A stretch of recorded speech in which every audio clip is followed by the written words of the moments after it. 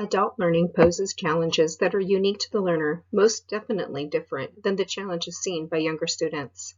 These challenges can be overcome, but they need to be recognized and identified before they can be addressed and solved. What is adult learning? Simply stated, it is any adult in any learning situation. Adult learning does not have to happen in a traditional classroom or on the grounds of higher education. Adult learning happens in the context of an apprenticeship. It could be on-the-job training in a traditional classroom. Maybe it is a certification process for personal or professional development. It could even be a trade school. Adult learning will occur in a myriad of contexts.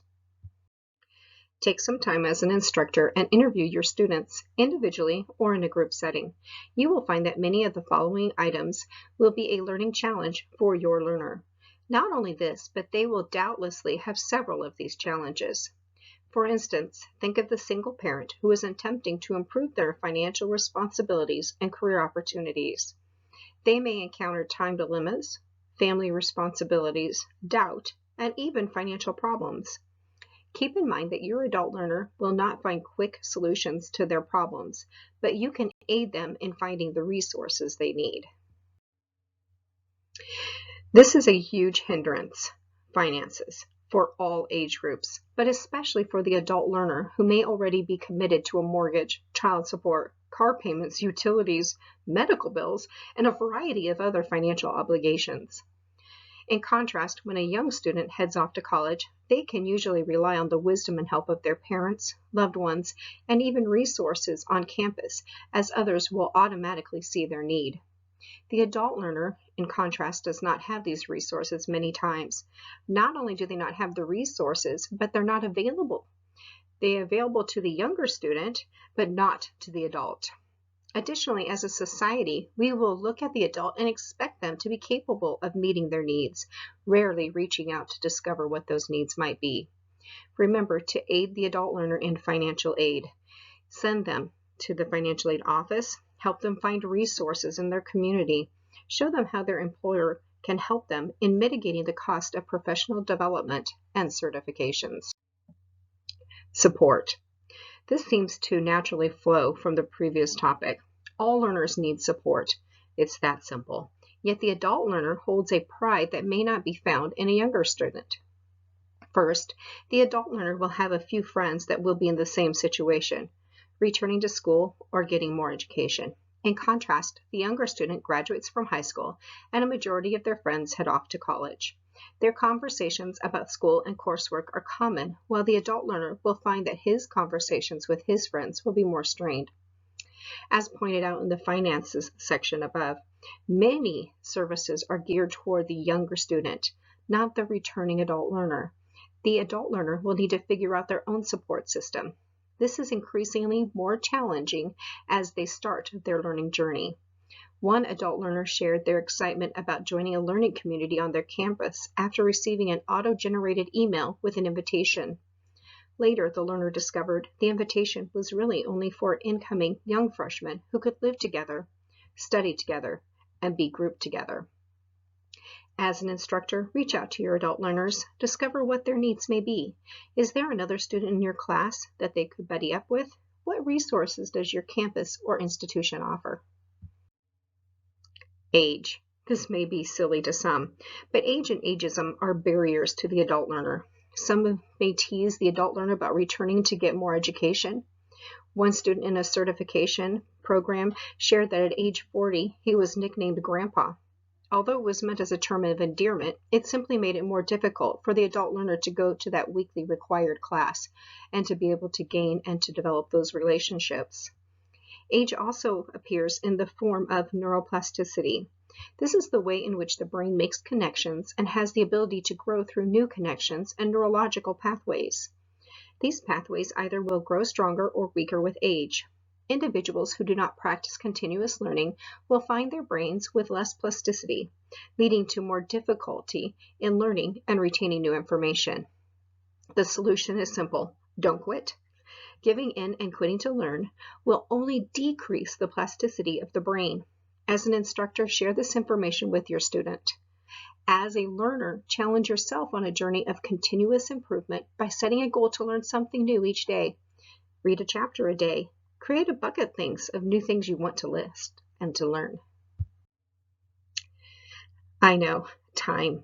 Everyone gets the same amount of time in a day, but the way in which an adult learner spends their time is quite different from a young learner.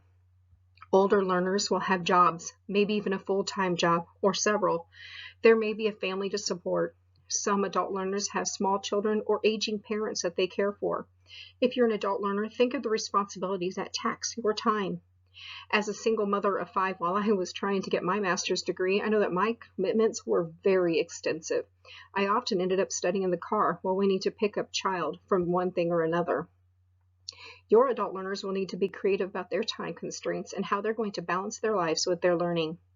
As an instructor, have them record their schedule and activities for a few days, then get together and help them to see where they can fit in just small increments of time. I liked hearing from one adult student who shared that he got up 15 minutes early, which allowed him to go to work 15 minutes early. Every morning before work, he sat in the parking lot and read for class. Another student shared how they listened to their text in the car. And yet another adult learner kept all of their notes from class on 3x5 cards that they could keep in their pockets. When a few moments were allowed, they could pull out their notes to study. There are many ideas. Be creative as a learner and be supportive as an instructor. You may find a correlation between doubt and ageism, but not necessarily. Many learners will exhibit doubt. Why? There are many theories: bad learning experiences, failure, learning disabilities, a lack of self-esteem, negative feedback. It's difficult for a mentor, guide, or teacher to even discover the problem or the root of the doubt. This may actually be a topic for the adult learner to approach with a therapist, but as an instructor, you can encourage them and guide them through the new journey of self-discovery. Have them ponder what life would be like if they had finished their degree as a young adult and received the certification or followed through on a learning opportunity. Then share with them your passion and ask them to share yours. There's a popular conversation between a man and his friend. The man says, "I was thinking I might go back to school and finish my degree, but I'm thinking too old." The friend, "Well, how old would you be if you go back and finish?" The man replies, "About 55 years old." His friend asks, "How old will you be in 5 years if you don't go back and finish?" The man pondered, 55 years old. The point is that time is going to pass. It's just a matter of what we want to do with it. Don't discount the amount of stress that an adult learner experiences. This is a huge barrier. Not only do they have other challenges and barriers, but stress is its own barrier. Look for ways that you can aid the learner and help them to alleviate their burdens. For instance, when one student shared with their instructor the stress of childcare, the instructor then remembered that there was another student in another class with the same problem.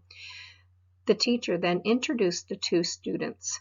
The adult learners were able to manipulate their coursework to be able to trade childcare. Be sure that you look for options, encourage, uplift, share burdens, create a community, and don't be afraid to share your challenges. Lastly, conflicting information. This is a big barrier.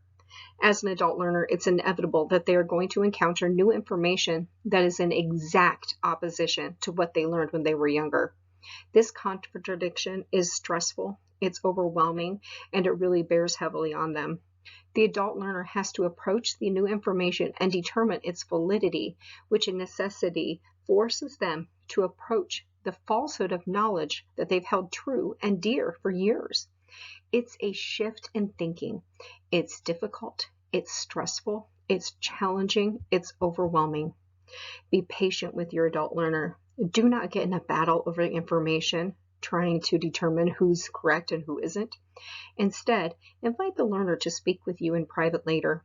Do not demean or cause the learner to feel disgraced in front of others, especially younger students.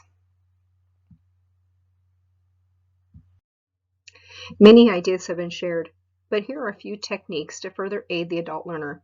Just remember, patience and encouragement.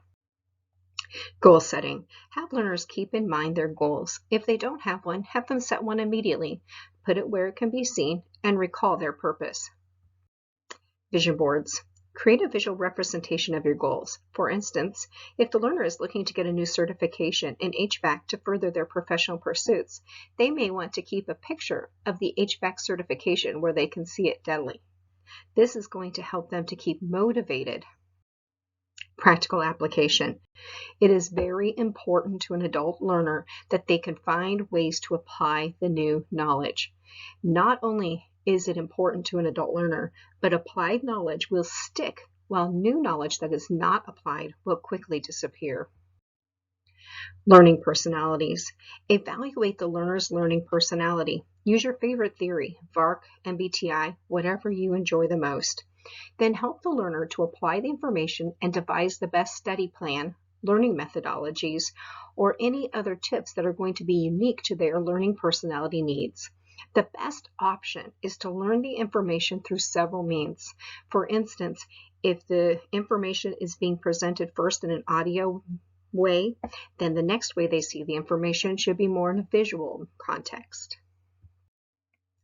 Learn and relearn. How many times do you have to encounter new information before you can recall it? There are many different theories, but don't give up. Review again. Keep those notes on 3x5 cards. Use annotated reading. Whatever it takes for you to be able to learn and relearn that same information, encountering it over and over. Being an adult learner is not always easy and certainly comes with its own challenges, but it is possible, even encouraged. Learning should be a lifelong commitment, a pursuit for your daily life. Perhaps to learn by knowing your challenges, the possible solutions, and building on a foundation of your strengths.